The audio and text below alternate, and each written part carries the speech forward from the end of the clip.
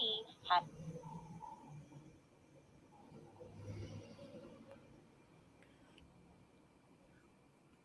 Ladies and gentlemen, thank you so much. Sit tight. We will begin shortly. As soon as you see the countdown, you already know what it is. We got a special interview for you tonight. So just sit back and relax. And don't forget to share this live. Share this feed in all your favorite Greek groups and on your personal pages. We wanted to reach and touch as many as possible. Thank you, and we'll be with you shortly.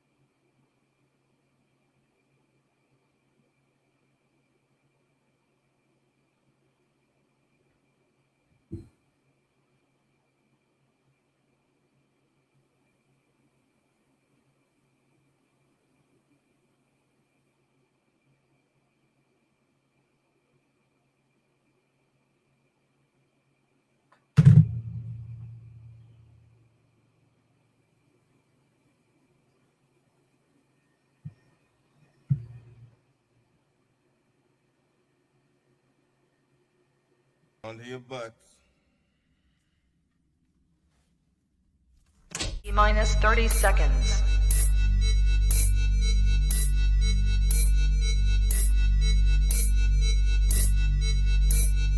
T minus 20 seconds.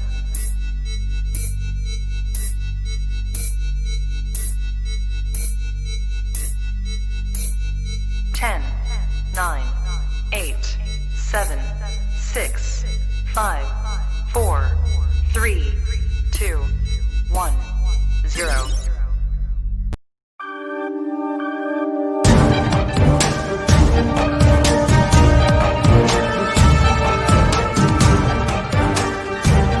Hello, my name is Rod Van Blake, author and creator of Ancient Illumination, and this Kickstarter is for the production of Volume 2 of the graphic novel and to get more physical copies of Volume 1. The story centers on ancient beings of light that come to Earth thousands of years ago. One of them is exiled here on Earth and forced to try and enlighten mankind. Featured here on the cover is Gerald Omega. He's the king of the KICKSTARTER. KICKSTARTER translates roughly as Stone Warriors. These are human beings that have mutated into a group of people with calcified skin. So it's actually not made of stone, but it hardens them, enables them to work in harsher environments, heavier gravity, more extreme weather conditions. They go to other planets to mine and gather materials which society back on Earth uses to make highly advanced technology. Just wanted to thank you for helping us bring this project to fruition and coming along for the journey of Ancient Illumination. It's much appreciated.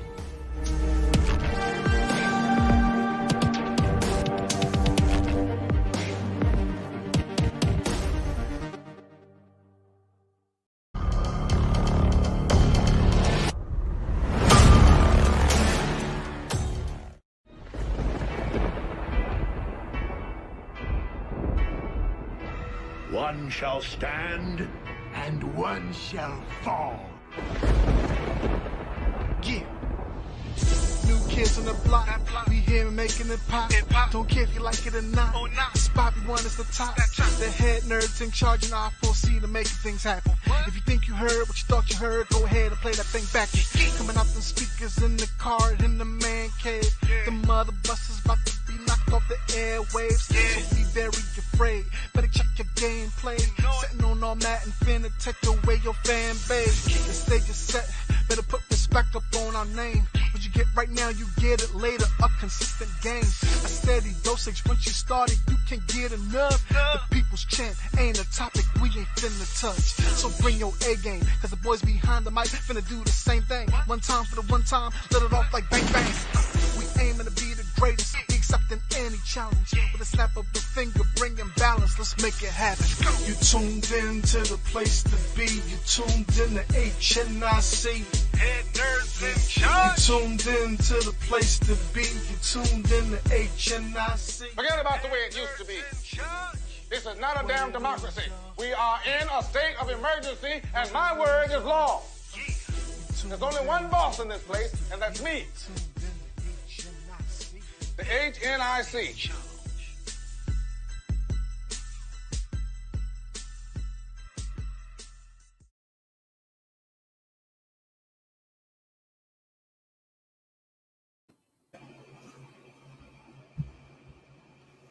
What it do, y'all? It's your boy King Kurt live, back at it again on a special Friday night. And I'm joined by my lovely, voluptuous, scrumptious, tantalicious co-host. See, I'm being nice and whatnot. Do you see all those great adjectives I use for you? See, you got to unmute yourself. See, you ain't even ready. See, whenever I forgot because I was something singing the theme song and I didn't want to hear that people to hear me. was you were singing the theme song. You heard all those beautiful adjectives I used. I was. Can you acknowledge that I was being nice? Boy, my birthday must have came early. Well, they being already nice. know. It's my girl, Mr. Kurt, my doppelganger, my wonder clone. Teffy Wonder, let him know. What's up, guys? It is at Teffy Wonder, your wonderful melanated mocha-fied merge on. Putting in the OT this week with a special Friday interview. Like, what's good? Yo, I trademarked You better merge not on, like, have. last week. That's mine now. Listen, Did you? you was moving too fast. You better show me that paperwork because I'm gonna I'm not dispute it. paying you I'm gonna dispute nothing. it. I got. I'm not paying you. Listen, paid. don't do this. We I in got front of paid. company tonight. Be nice. Be nice. And I actually like this good brother. You know, Head Nurse in Charge, we do the best we can to not only promote, but to also highlight projects that we're not only interested in, but also highlight people of color. Tonight, we've got a project for your ass. Black Sci-Fi is such a broad scope now. With the popularity of The Watchmen, of Lovecraft Country, guess what, y'all? Black folks is in sci-fi, and we living to the end. We lit out in these streets. So tonight we got a project that's right up y'all alley. All my nerds, blurs, and geeks, I need y'all to sit tight and give a round of applause for this brother right here, Mr. Rod Van Blake. Mr. Blake, if you could, I mean, we got a little taste of what your project is when you described it in the video. Mm-hmm. But first, if you don't mind, could you tell us a little bit about yourself? Why this project was important to you, and exactly why are you here tonight? First off, I love sci-fi and fantasy, and that's kind of how I got into it, was reading a bunch of it. I was reading a bunch of Star Wars novels when I was stationed over in Japan in the Marine Corps back in the mid to late 90s. And eventually I wanted to write, but I came to the conclusion that I didn't own anything that I was endeavoring to add to. Mm-hmm. And I kind of wanted to emulate some of the things that Lucas did, but I was kind of surprised when I found that he only novelized one book. Of all the stuff that's been created, that universe, one book was novelized. And so I was like, well, I can't write anything in that universe because I don't own none of that. So I wanted to create my own. It started out with kind of a what if scenario. Back when I was a kid, they were teaching there were three kinds of matter: gas, liquid, and solid. And now I guess they're teaching that plasma is the fourth form of matter. And I thought of light. And what if there were beings, sentient organic beings made of pure light? And then what would that interaction be between mankind and those beings, and then put them further back in the past during the days of Cro-Magnon and have that kind of evolve into the future when we get to space travel, going to other planets, mining, as we kind of evolve along with that whole process. And that's kind of how I got started, being curious from reading a lot myself and wanted to write my own. Okay, so did you start off with just novels, or did you jump right into the graphic novel world, which is basically long comic books? If they simplify it. I actually wrote the books first, and I wrote my first book. I published it in 2016, and then my fiance, now wife, she's my fiance, my girlfriend at the time. You better clear that up. We were telling everybody the book 2 will be out. I came to Baltimore in 2017, and I went to my first Comic-Con here in Baltimore, and we were like, she kept telling everybody, book 2's coming. Next year we come back, book 2 will be here. And so she was getting on me like, you gonna have book 2 ready? Yeah, that's a good woman to be on your behind. So the funny thing is, I buckled down. We showed up the next year with 2 books, book 1 and 2. I had expanded the series to 2, and then everybody was kind of questioning, man, like, how long is this series going to be? Is it going to be a trilogy? I'm like, I don't know. This past February, I published book 3.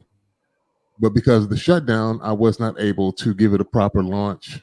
And, everything went on lockdown, and simultaneously had published the graphic novel in digital form. Because so many people kept telling me, yo, I like the idea of the KICKSTARTER, the Stone Warriors, and the mutated races. I like the idea of mining on other planets and having a kind of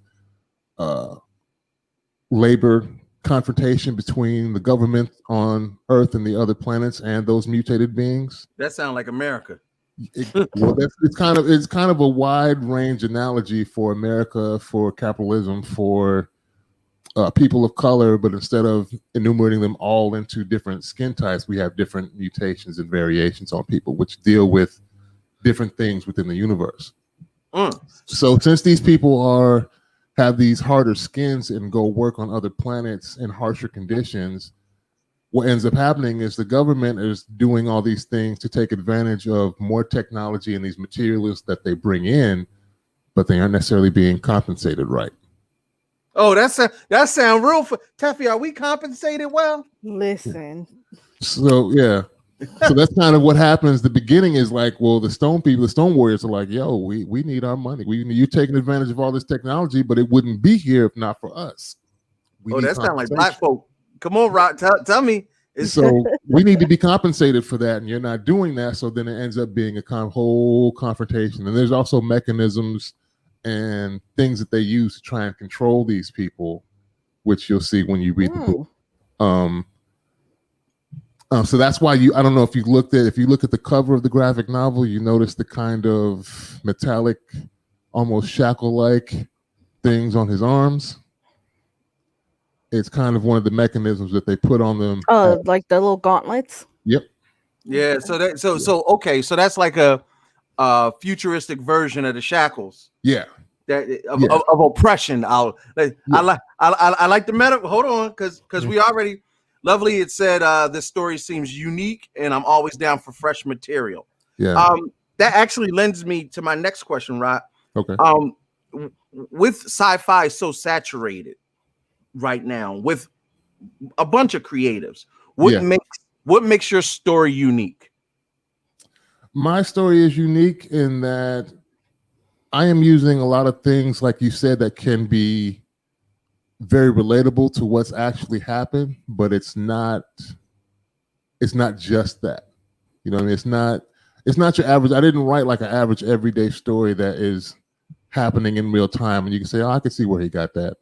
But I didn't want to spell everything out as well. I didn't want to come out and just spell everything out exactly as it is. I want people to read the stories and take from them what they want, what relates to them personally, because there are other groups of people also within the book that you'll see what I'm talking about when you get introduced to these other groups of people. So it may be relatable for different reasons for a variety of groups, not just Black people, not just, whoever else you may see there. You'll see bits and pieces that everybody can pull from it that will be more relatable to their story. And that's the other thing.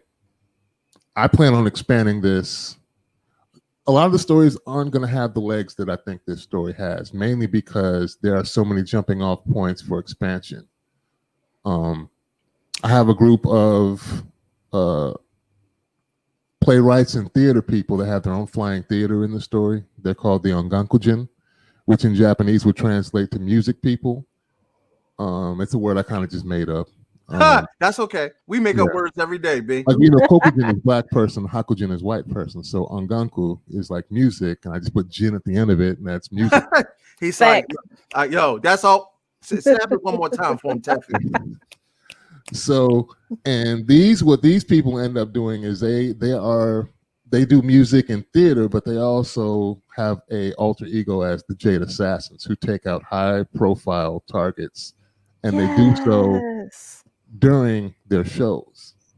So the idea is that somebody ended up dead at the last show, but the show is so good, people keep coming up to the next one. They keep showing up. Like, and who they may target is possibly like a senator or somebody who signs off on some really oppressive anti-mutant law. And so that ends up on the target list. They find out that they got some tickets to they find out where their seats are in the theater, and the theater is the flying theater. Oh, so we got a hover theater on these streets? Yeah, the Ryoko Gekijo is the flying theater. Wait. Wait. Yeah, you gotta say that again, Rob. The what? Ryoko Gekijo. Hold on, say it one more time for the slow people like me. Ryoko Gekijo. My man. All right. I don't know what that means. Wait. Does the theater fly, or do the actors fly in the theater? No, the actual theater, instead of like you going on a city tour, the theater comes to each city. Oh. I need that. We need that in COVID. Yeah. No, we don't need that in COVID. That would be a super spreader event. Super spreader for real. Yeah. Yo, my man Kasim jumped in. He said, "This is like talking shop for me." They already loving it. Yes, I mean, there were different things, and I've used my personal life experiences to kind of come up with some of the characters and the places I've been in the military, in my travels. People that I've run into have been made into characters or caricatures of the actual people that I've known. And so it's just, it's kind of like a melting pot of my experiences and my imagination. And hopefully people will get sucked into that universe and want to enjoy it. Like I said, there's 3 books out now. Once this Kickstarter is over, I'll probably get to working on book 4. And the fact that, what I was saying, what makes it different is, I think, is the legs. Like I said, there are other people that I know just make straight comics, but since I started out with the novels, I have a bevy of content to go on. Right. Book 1 is 30 chapters. Ooh, that's a hefty book. So yeah, this graphic novel here basically only makes up around 2 chapters in this novel. So potentially, wait, hold on, Rob. Let me blow it up for the folks so they can see exactly what you're talking about. Yeah. Hold on. Hold it up for him one more time.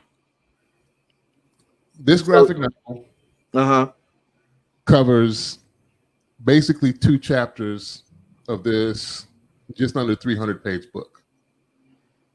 And there are 3 actual novels. That doesn't even look like a really long read. Like, that looks like a good afternoon and a half. I did that purposely. I wanted the books to all be around 300 pages to be a decent read, but not overwhelming. Because I have some people that I look at, they're not like me. Like, I'll read a 500 to 900 page book, and some people will look at that and be like, "That's an encyclopedia or a Bible. I'm not reading nothing that big." So I figured if I made it around 300 pages, it's big enough to be a decent read, but not so big that people are like, "I'm never going to finish that." So that's why I purposely made the books. So you made the books for people, especially like me. Once I see too many words, I'm like, you know what? I'll wait for the graphic novel. And that's what I'm saying, and that's what I kept getting approached with at Comic-Con. They were like, "I won't read. As the story sounds good, I'm just not reading that." So then I had to go about finding an artist to start illustrating the books, and I got lucky enough.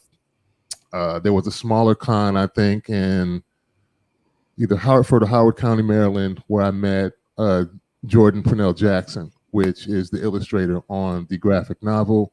And once we hooked up, we started mapping out the pages, and he knocked it out in a few months. We have a really good working relationship. We collaborate a lot, and I listen to his feedback, which that's important. Yeah, I have a podcast where we talk about that. You gotta shout your podcast out. Where can they find it? Pretty much everywhere. It's called the Ascari Cast. It's on Google Play, Apple, Spotify, RadioCast. It's a bunch of different podcasts. Basically, everywhere you can find podcasts, I'm there. We've got about 8 episodes there, and we discussed. I discuss writing. I discuss my publishing journey. I've interviewed other authors, like my good friend William Hayashi, who has the Dark Side trilogy, who got a Netflix deal on his books. TJ Sterling, I've talked to him after he did his Kickstarter a month or so ago with the Okamus. I do a lot, because, and especially in these times, you got to kind of branch out and do things. So I think, and instead of writing, I do a lot of other things. I want to game stream. I want to do all that. He said, I want to do all the things. Well, I don't want to be preaching. I don't want to be salesy with everybody. I have a lot going on, but if you're everywhere going, hey, buy my book, hey, buy my book, hey, buy my book, hey, buy my book, after a while, people just tune you out. So I'm trying to find a bevy of people that are interested in the same things that I'm interested in, so we can relate on multiple levels. And then, oh, by the way, I have these things going on if you're interested. Because I also have a fantasy series that's about to jump off too, because there weren't enough people of color in the fantasy realm as well. So I wrote my first novel, which is going to be like my kind of Lord of the Rings type book, but we always get the same mythologies from those type of stories, and they all look the same. Which is ridiculous. I'm like, how you got a whole world? There's no colored gods, people in it. Norse gods, the Greek gods, Celtic gods, and if they do give us anything African, it's always the Egyptian pantheon. Which I love the Egyptian pantheon, but that's all they kind of give us. You know what I'm saying? Right. Egypt is this much of Africa. Like so I've got a pantheon of gods based on the Orishas from your book. I'm sorry, Rod. I don't mean to. First, once you said Orishas, I got interested. But one of the questions from the chat was, could you spell out the podcast name for them so they could search you? V and then ASKARI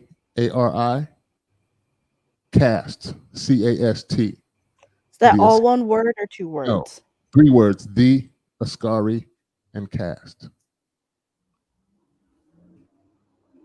And if you see the thumbnail, that's kind of like the Ancient Illumination banner you just put up there. You know you found it. Beautiful. All right. Well, yeah, we'll make it real easy for y'all. If you just go to ancientilluminations.net, that'll have all the information for you. Right, Rod? Yes. Everything is up there. The books are there. Right now, like I said, we're trying to get this Kickstarter funded. I think we have 25 days left to ensure that this thing continues to expand and grow. And it basically, it speeds up the time in which we can do that. So right now, you're almost halfway funded, right? Yep. Halfway there. Just about. Halfway and there. With 24 days left to go? Yep. So listen, y'all, if you're out there, this is what we talk about. This is what we do.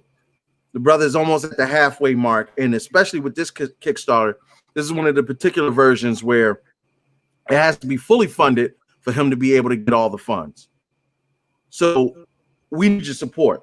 It's not enough just to enjoy the show and to enjoy hearing about the proliferation of Black people and Black science fiction. But if we don't support these things, then we don't get them. And we constantly complain about how we don't have representation in these mediums. But here are Black creatives trying to do their best independently amidst COVID to infuse us into the culture. But if we want to see more of that, especially in the mainstream, we can start right here. So make sure y'all go to ancientilluminations.net and get this thing kickstarted, because you know what?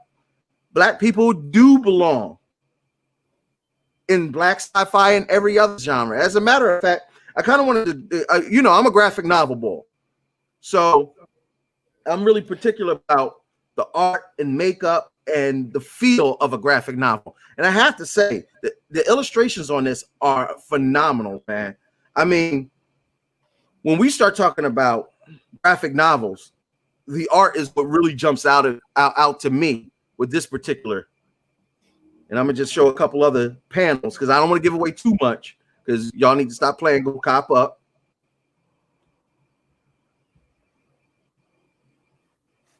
But just to give y'all a sense of exactly what things like this take time and money. I mean, Rod, like what's some of the challenges that you've endured trying to bring this book to print? Finding a printer.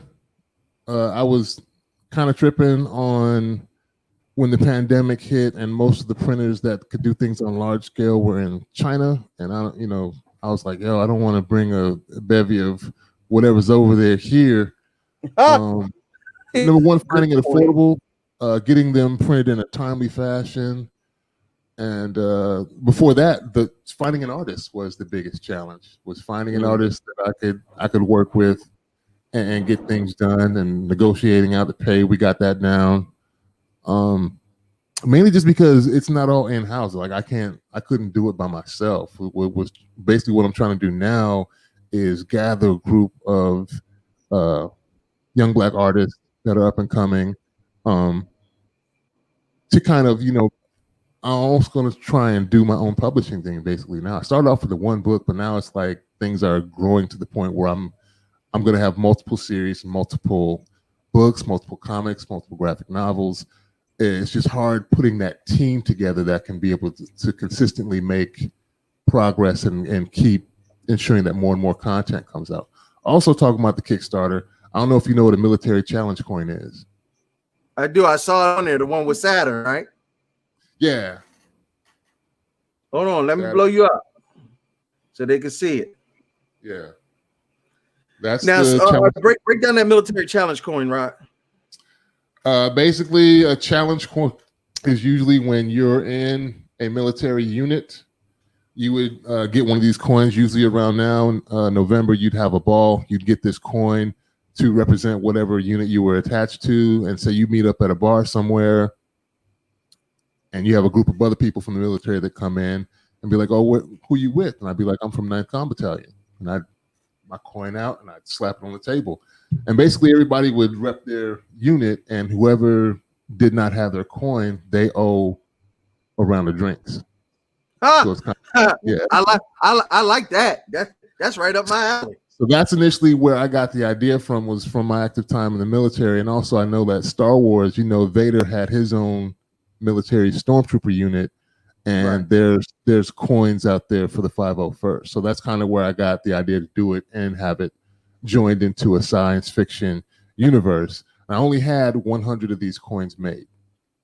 So in the GMC Recon tier, the Kickstarter, once these are gone, I thought it would be a cool collectible. And for those that understand what it is, it may mean a little more to them. And if I have any left after the Kickstarter, they're not going to be at the same price when I go to cons.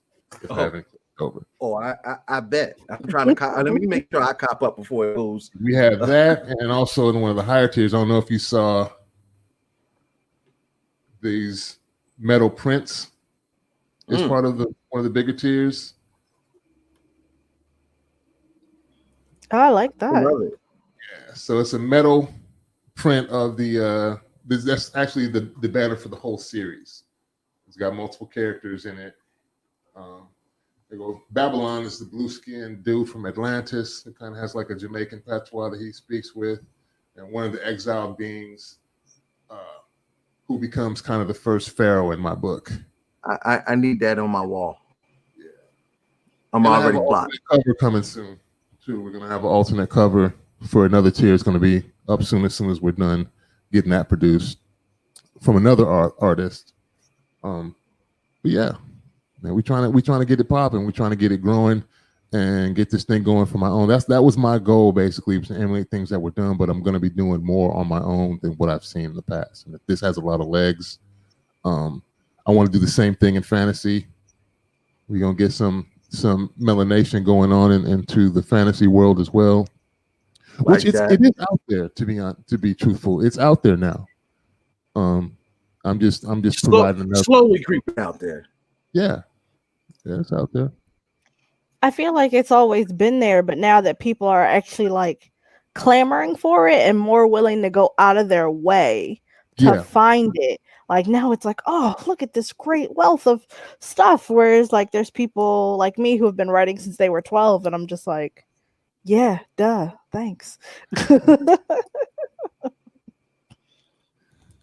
Yeah, I like that it's out there. It's always been there. You know, Octavia Butler, it's been out there for a while. Yeah. Things are getting popularized now, but it's always been there. It's just kind of been for the longest time ignored.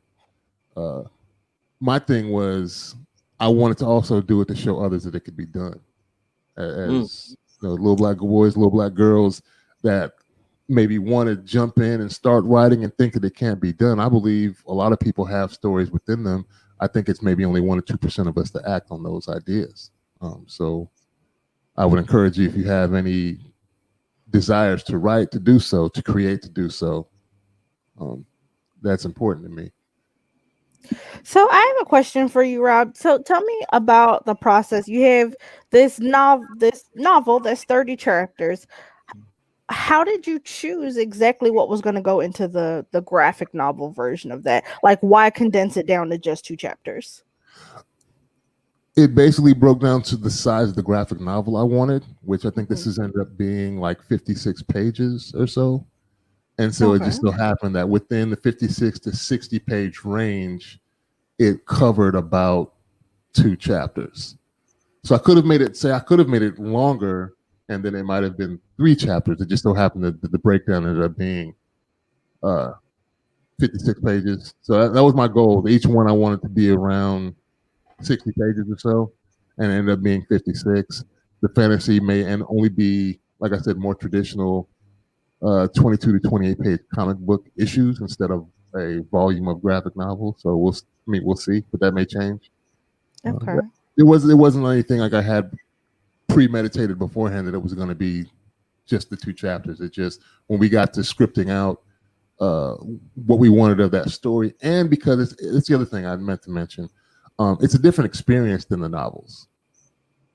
Because in literary novels, you jump around a lot more with this group and that group. This group is doing something here in one of the mines in Namibia in Africa, and then you have another mining colony somewhere out in Jupiter doing one thing, and then you have the Jade Assassins and the Algonquin doing this in their theater when they've traveled here. Well, you can't do that when it's a visual medium, because each group needs their time on page or on screen, you know, so you have to stick with that group for longer. So it kind of changed the formatting and the way that we had to tell the story visually with the graphic novel as opposed to the novel. And I did actually like that, because now it gives you a reason to get both.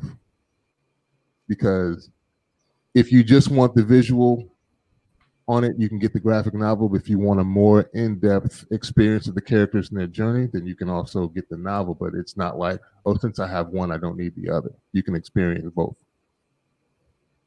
I think that is so true, because like, especially when you telling a story in a certain medium, like it definitely changes it in a way.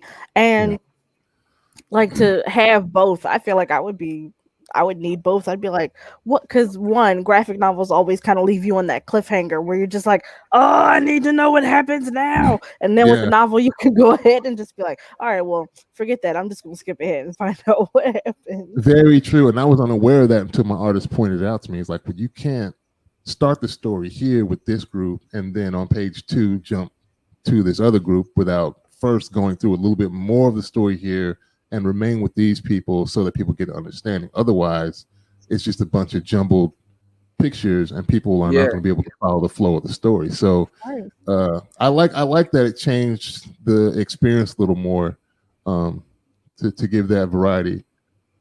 So tell us about your relationship with like your partner, like the illustrator with your graphic novels, and how that was. Because I know a lot of artists, they get that Erykah Badu vibe. They sensitive about they ish. So how was it like handing over your baby to somebody else and like having to work through like those differences? It was interesting. The funny thing is, like I said, we met at a small convention, and I didn't know how this was going to go. It was one day, and we were in like the middle of the country, and it was like there were people from like 4-H club there. Like, we over here judging horses. I'm like, oh, we ain't gonna sell nothing out.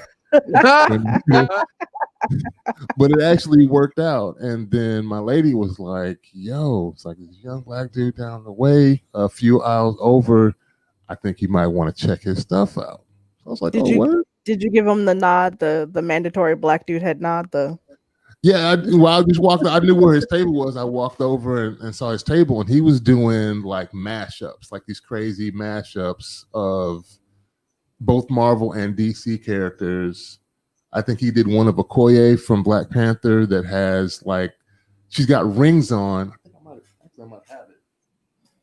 Uh-oh. Let me find out you got that in the duck. I do actually.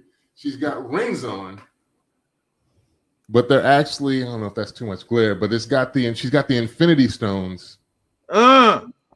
Yes. So that was kind of, I looked at that and was like, oh, that's dope. Yeah. That's dope. That's dope as hell. And then he had one with the mix between like Black Panther and Batman. Oh, yes. That's something I did not know I needed in my life, and it just happened. So I was like, okay, he's got some cool stuff. So, and he's also the one who did the character concept of Pharaoh, the one that you showed up on screen. Right. He just had some interesting stuff. I bought a bunch of his prints. I love that. Yeah. Yeah. Shout out to Keita from Atlantis. Yeah. Jordan Pernell Jackson. That's my artist. So this is the Pharaoh that he was talking about earlier, right? Yeah, he is the ancient being of pure light that is exiled here on Earth, and that's one of the forms he basically these beings can control their bodies on a molecular level, so they had to take on a more human-like shape even to communicate with mankind to keep them from running from them. So this is the form that he takes, and he kind of experiments with man initially when those beings come to Earth.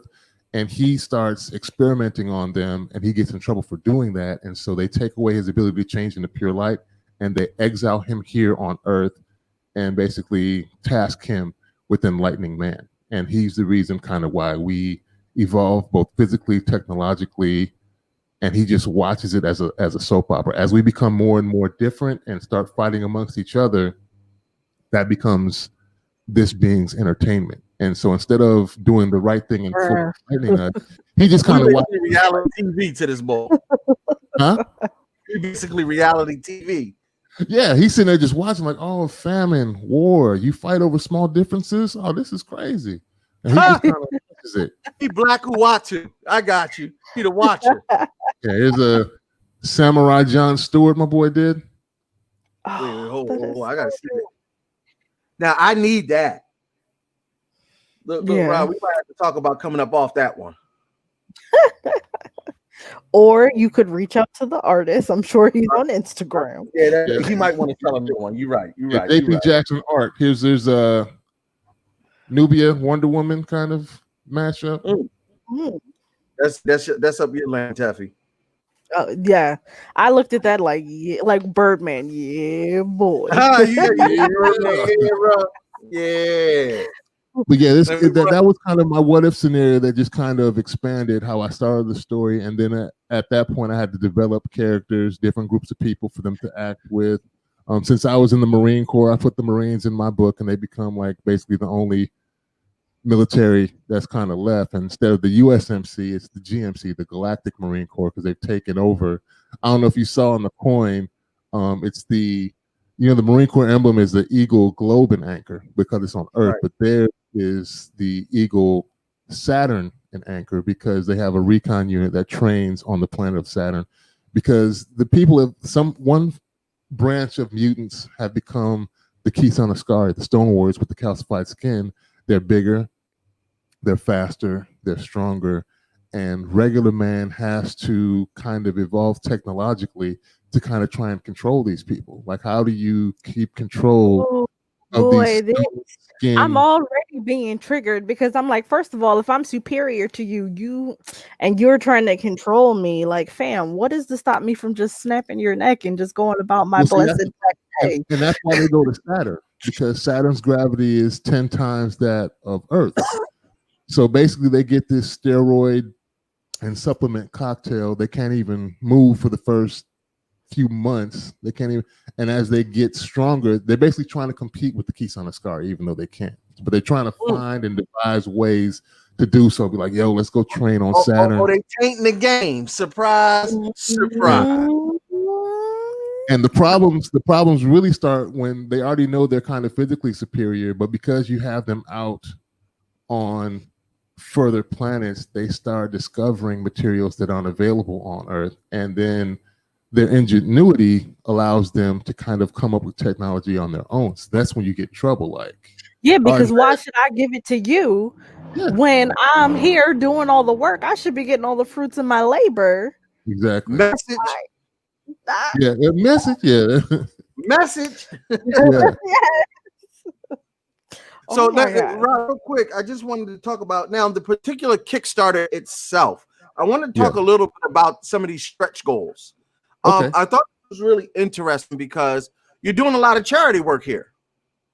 I'm trying to. Yeah, I want to give to St. Jude's Hospital with the kids with cancer that need help with their medical situation, especially now during a pandemic, because, you know, when people go through chemo and stuff, it usually your immune systems are really drained. And I think it's a really dangerous time right now for your immune system to be down and trying to recover. You're fighting off one disease, children. It's all a recipe kind of for disaster. And the second one, obviously, because I'm a veteran, I'm a former Marine, and I wanted to give to the Wounded Warrior Project.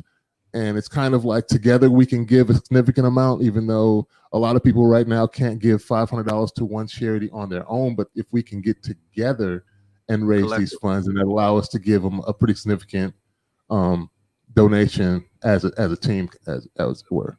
Yeah, especially to those who've made the greatest sacrifice. I definitely dig that, because it, you know, a lot of times, sometimes the stretch goals are self-serving to those who start the Kickstarters, but the fact that you're extending that love not only for your own book, because you can use those resources, but instead you're helping the community. I think that's what really makes this a special project, and one of the reasons why we wanted to be a part of it and we wanted to highlight it, because it touches so many fingers. Number one, it tickles my little nerdy heart. So you already won me there. Yeah. But then to go as far as, obviously, for a lot of us, we just did our breast cancer awareness month, our drive, and we've gone to hospitals and given out to the children in the cancer ward. So definitely F cancer. So we already down with that. But also adding in the Wounded Warrior program, it really highlights the necessity that we support this program and this Kickstarter. So I need y'all to really go ahead on and get into the comments. Teffy's already posted it once. And even like Lovely says, St. Jude is one of the few charities who gives more per dollar to the actual cause. So you're already spot on with who you're giving out the bread to, bro. Yeah. Yeah, we can't all be greedy. Like I said, it's good to give back, man. It's good to have something outside of myself. Oh yeah, Jordan, he's good to go. Jordan is good, man. He's good to work with, man. I like a lot of his stuff. If you look up JP Jackson art, you'll be able to find him. Look, they already looking for the movie. So look now, would you be open to that? If could it be in the works? Who? Okay. That's what I'm saying. The one thing that's different about this is I'm willing to give the people what they want in whatever form they want. It's why I'm kind of melding into other mediums and other genres to, expand the story. So however you want, if you want an animation, If you want the script for live action, obviously we're doing comics and literary. I'll be working on recording the audiobooks here pretty soon. Any way I can give it to the people, as many ways I can get this story out to folks, it's in the works. And I've thought about it and made plans to make it happen. It's just the first step. And I just want to highlight. Oh, go ahead, Teffy. No, I had a question about the story itself. Okay. Go ahead. So, do you have like a favorite group of people or like a favorite character that you follow in the story? Like somebody who is just a joy to write. I like Jared Omega, but I don't want to spoil it because there's someone else that comes along after that I really like that I'm Teffy having out here fun with. messing up, giving us spoilers. Maybe You gotta get the little details. I'm trying to the get thing little is, there's another character that comes along later that I don't know where they're going to go, and so that's why it's kind of more interesting. It's just that I don't know. There's multiple ways this character could go, and I haven't in my mind decided where they're going to end up. But I like all the groups for various reasons. And like I said, some of them are reflections of things and people that I've experienced, and some of them are just people that I created totally on the fly. So I enjoy them all for various reasons. But yes, there is a one character in particular that I like writing right now because I don't know where they're going. And that's kind of, I'm going on that journey as it comes to me. Right. Let me ask you a question real quick. Does any of the characters reflect your own personality traits? No. Ha! He's like, absolutely. No. The funny thing is I've had various drawings of the character done, and a lot of times at the cons they're like, "Oh, that's you." I'm like, no, that's not me. But the artist kind of drew them almost as me sometimes, but it wasn't a purposeful thing where I was like, "Yo, I know this character needs to look like me." They just drew them that way. And the funny thing is, one of them, my initial concept art came from some dude I got off Fiverr in the Ukraine. So we had never actually met face to face.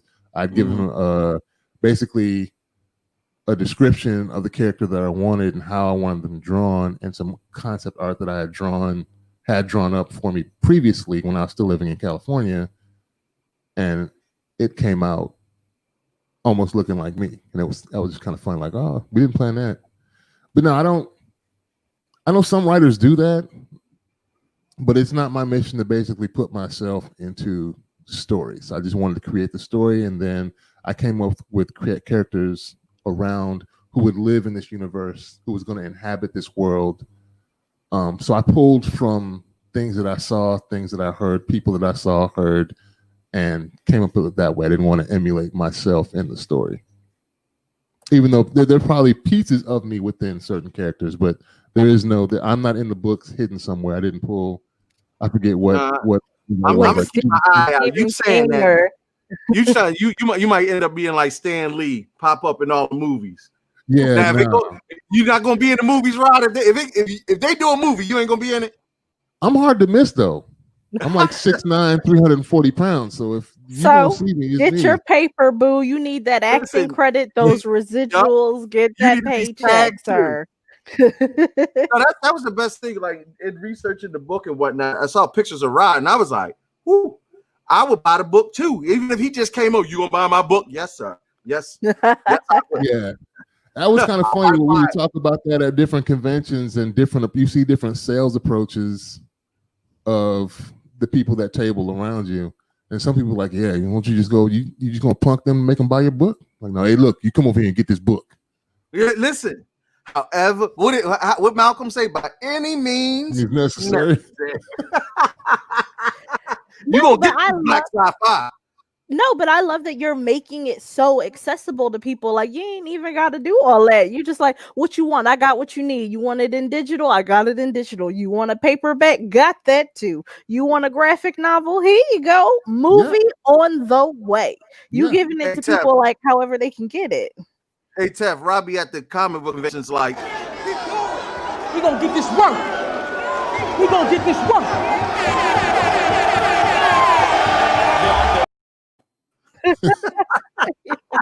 He be letting them know. You one way or another, you're walking out of here with a book. I've seen some guys that was pretty funny. A couple white cats out of Chicago, and I kind of vibe with them because I'm from Chicago. But they had this crazy story, but they were really over the top with trying to push their books on people. And they would be like, yo, let me tell you about my comic. And the dude would get mad, be like, yo, you told me already. And the dude was like, he didn't even blink. He's like, well, let me tell you again. I was like, damn. See, listen, this is like you said, there are sales and then there's high pressure sales. And what I love about your laid back demeanor is sometimes when you know you got a good product, all you got to do is let the people know. Yeah, and the funny thing is, like, a lot of people come and look at my visuals at my table when they see the art that's up.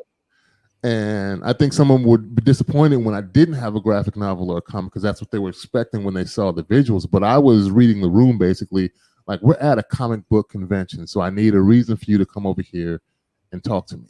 And usually, since I can't pull you in with the words are in the book, but when they see the visuals, they come over, and then my lady was like, you need to explain the characters. So then she would start pointing to this character, that character there, and I would explain each one. And then it's like, okay, what's the story about again? And then that would get me sales, but I had to pull them in with the visuals. How you get them. Got it.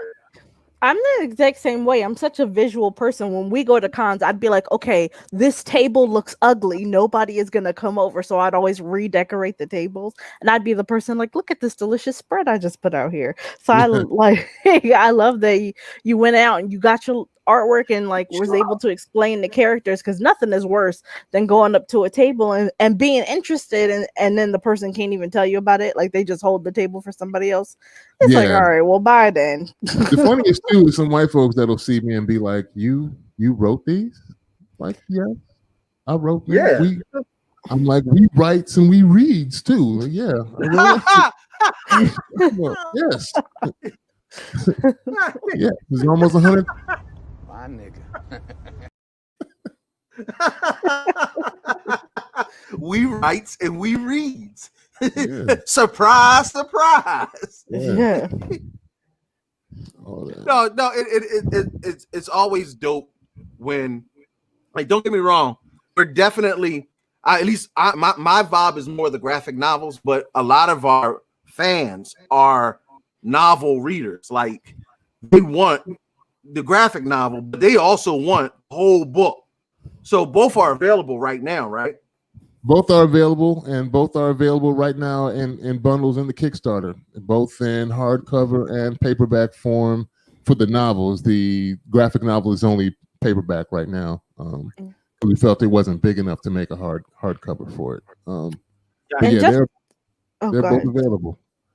And just as a reminder to everybody, this isn't just like one small piece of a project you're going to have to wait a year from now to get another piece of. Rob has 2 or 3 novels out already. And 3 completed novels, completed works. The first volume is done. He just have to send it out to y'all. We're now going into volume 2. And we're getting like all the other like side pieces ready. So again, like people kind of be like, oh, well, when's the next time I'm actually going to get this? Now, son, you can go on the website now. If you go and you back that Kickstarter, the second that it's through, he's already shipping the stuff out to you. You have it in time for Christmas. That's it. Yep. So, Rod, as we're winding down, as we're hitting the hour mark, I always want to give our Black creators an opportunity to do their final elevator pitch to those that are watching right now. So I'm gonna turn it over to you, and you let the people know exactly why it's important that they support the Kickstarter and make sure that they go get your book. Basically, I'm trying to let everybody get on the ground floor now. We're building Ancient Illumination as a large, expanded universe. I think it's going to be done in a way that hasn't been done before because it's a singular group of characters, a singular group of creators. Ancient Illumination, beings made of pure light that come here during the days of Cro-Magnon, and basically one gets exiled here on Earth and mutates us into a bunch of different, strange, and exotic mutated races, and dealing with different societies as the military at large try and gain control and keep control of these mutated races. And it's just it's an epic space opera. Military sci-fi, first contact, science fiction, if that's your thing. And we got action. There is story to it. There's lore behind everything that we have, but there's a lot of action. I'm an action type of guy.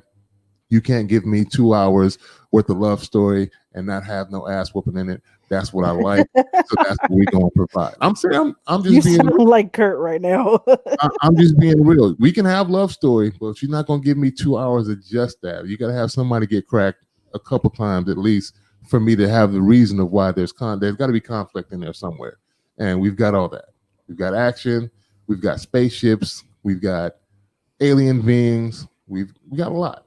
And I think it's got legs is the thing. It's not going to be a one and done type of thing. This is going to continue to grow.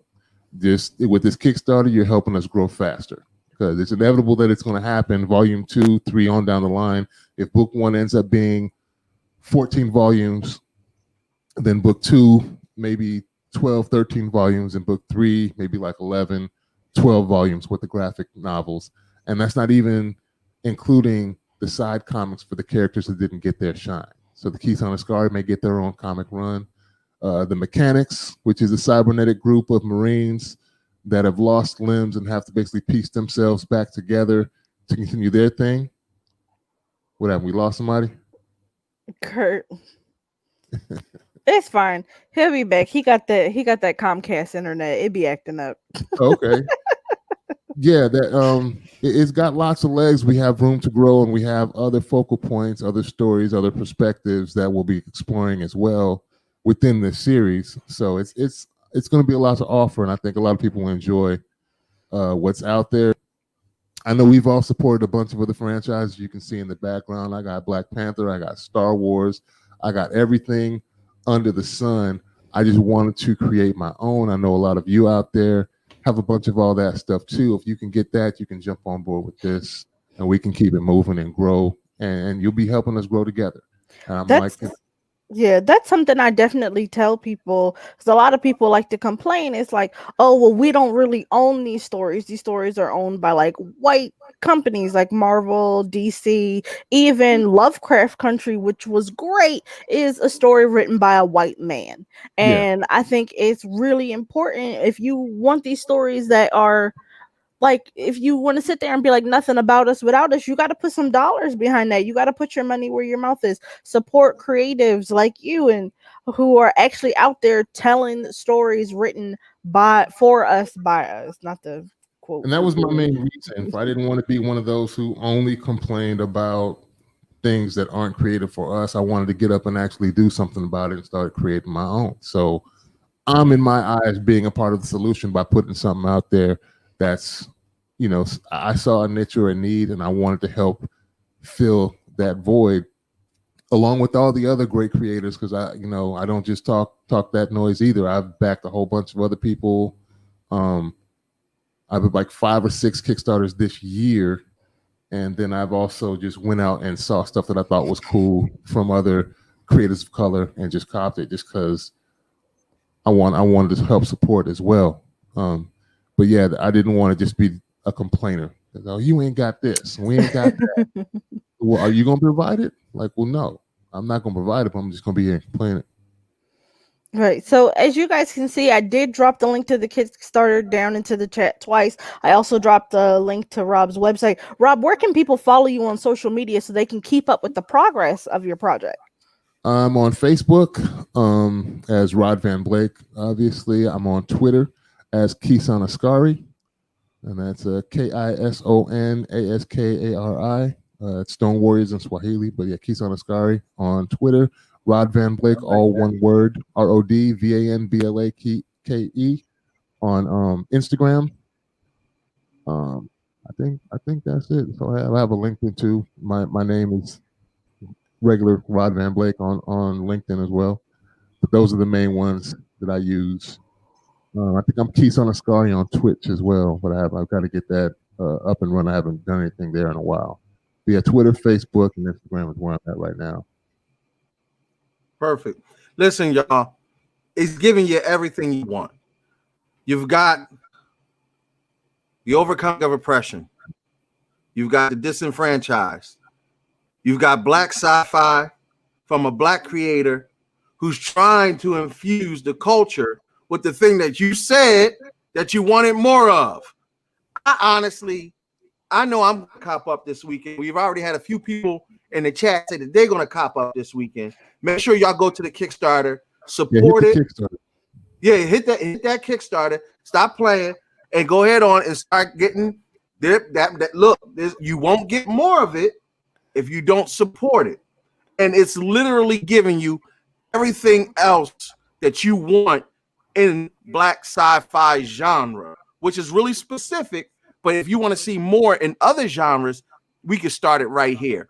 And honestly, there's not much more that I can say than shit, Negro. That's all you had to say. The thing is, the stuff that'll be coming out of the Kickstarter will be directly from me, and it'll be signed. If you go to Amazon and Barnes and Noble and these other vendors, it'll be coming from them, and it won't be signed by me. So, and also, you can buy at a bundle that you get from me will be cheaper than buying all three on Amazon or Barnes and Noble. And you can't even get the physical copy of the graphic novel on any of those platforms anyway. It's digital only there. And Jeff Bezos don't need any more of y'all dollars. Y'all can go ahead and buy direct from the source. Let Rob get every single penny of that money that he done poured his blood, sweat, and tears into. Now, for the few that are just joining us late as we ending, I'm going to go ahead on. They want to see some of the prints, but here are some of the characters real quick. But y'all could go right on the Kickstarter and see the exact same thing and stop playing games in these streets.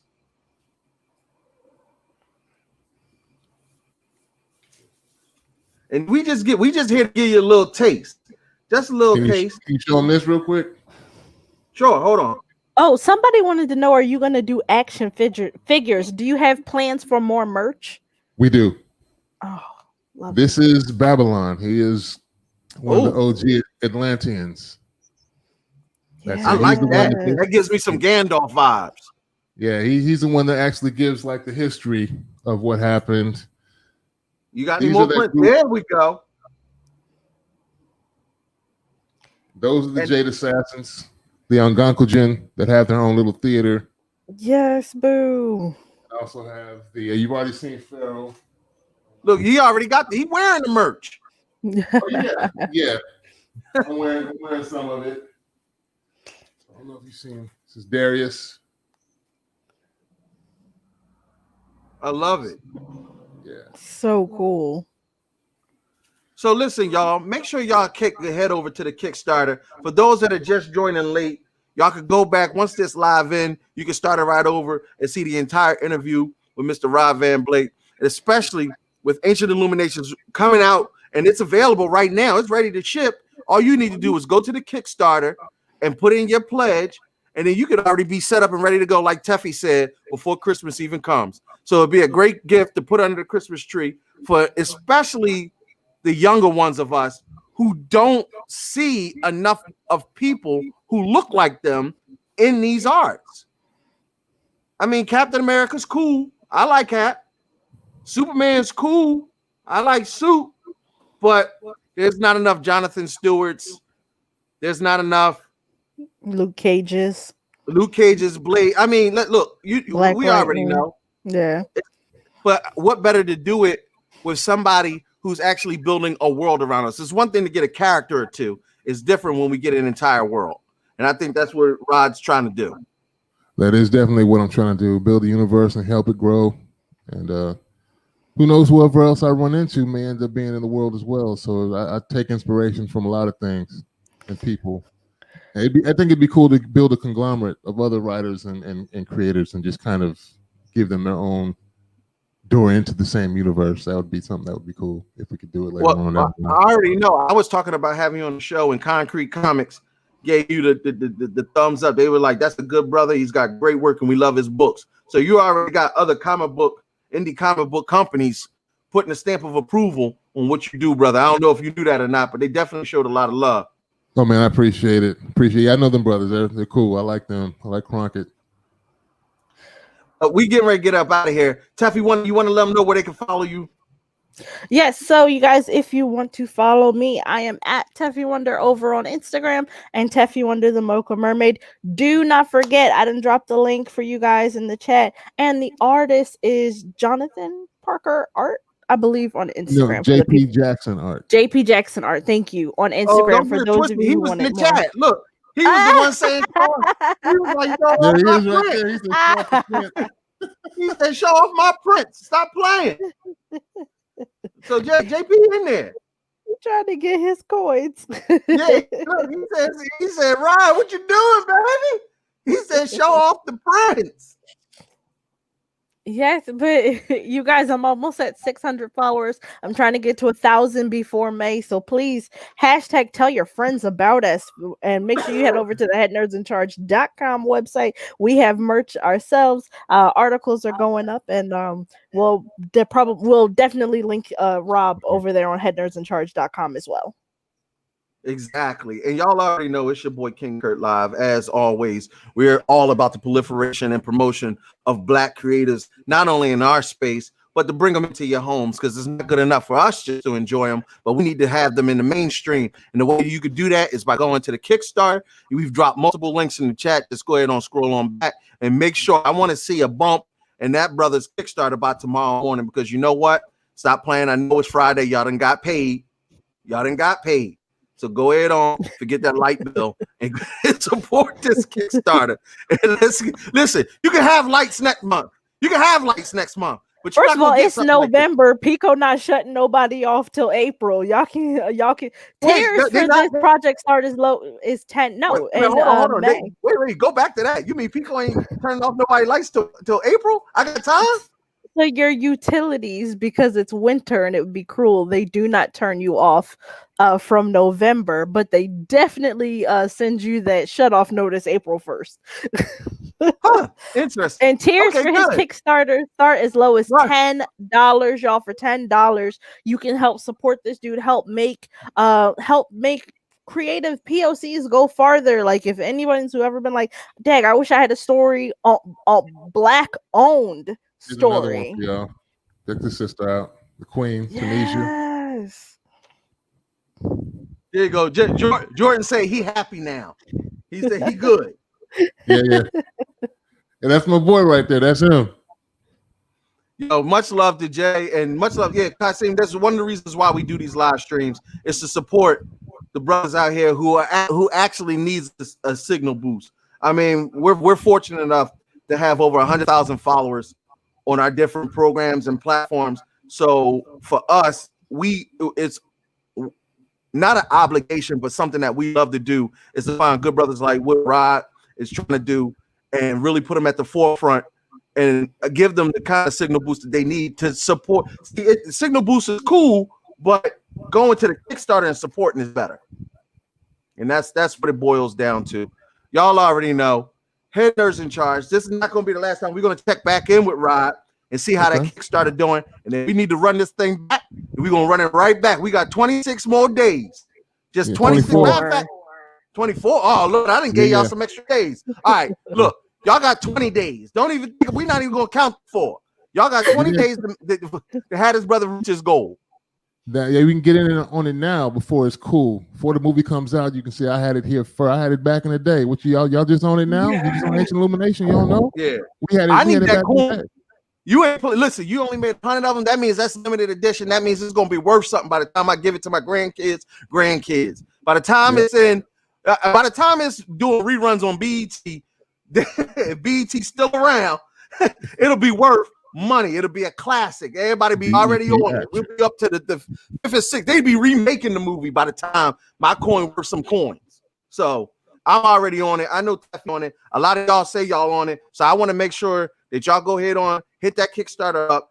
Head Nerds in Charge, Teffy Wonder, and Mr. Rod Van Blake from Ancient Illuminations. Y'all make sure to go and support the cause. And we'll check y'all out. Y'all know every Wednesday, 8 to 10 p.m. We'll be right back. And we're going to check in and make sure y'all spend that money. Pico ain't in these streets no more, y'all. We good until April. So I expect it.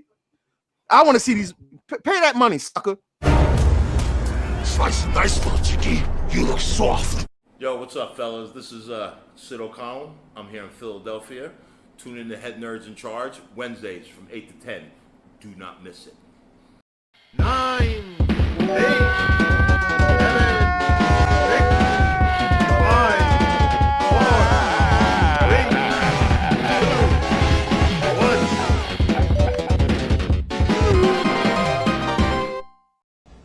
2, 1. There's only one boss in this place, and that's me. The HNIC.